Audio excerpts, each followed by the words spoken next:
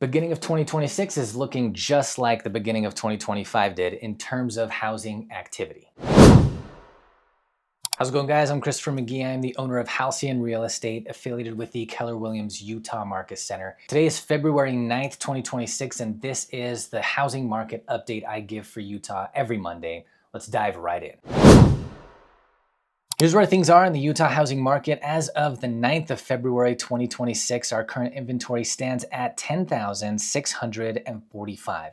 That's significantly up from the previous week. You can see it trending down from the beginning of 2025's fourth quarter, but at the beginning of 2026, it stopped dropping, it stabilized, and it has started trending up again. Last week, our average days on market came to 83 days. That is up from the previous week and still trending up, as you can see clearly. Last week, our average list price for homes in Utah came to $691,834. That is up from the previous week, still on a moderate downtrend. Now, last week, the average sold price for homes in Utah came to $671,761. So a difference between average list last week and average sold price last week in the buyer's favor to the tune of about $16,000 and some change. And importantly, median sold price last week came to $527,525. That's up a bit from the previous week, still within the window of where it's been for like the last few quarters. Last week, the number of homes sold came to 439. That's up by a whole 4 houses from the previous week, and we expect it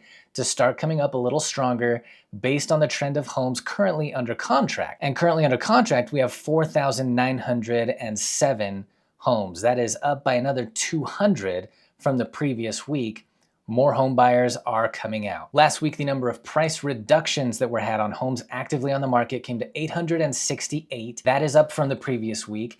And this is another vector where framing the trend from the beginning of quarter 4 of last year makes it look to trend one way, while framing it from the beginning of 2026 shows the trend going the other way. And this is probably a reflection of the amount of housing activity we've had across this time frame. Last week, the number of listing contracts that were either canceled or expired or withdrawn from the MLS came to 423. That's down from the previous week, trending pretty level overall, moderately down if anything, which tends to show increased confidence that sellers have that when they put their home on the market, it will sell. And last but not least, as always, interest rates for a national average on 30-year fixed rate conventional loans comes to 6.16%, rock steady right where rates were last Monday. Okay, what does it all mean for sellers? So really the messaging here hasn't changed at all from the last several weeks, and that is, sellers, if you want your home on the market for 3+ months, go ahead and try to squeeze all the money out of your asking price that you can justify.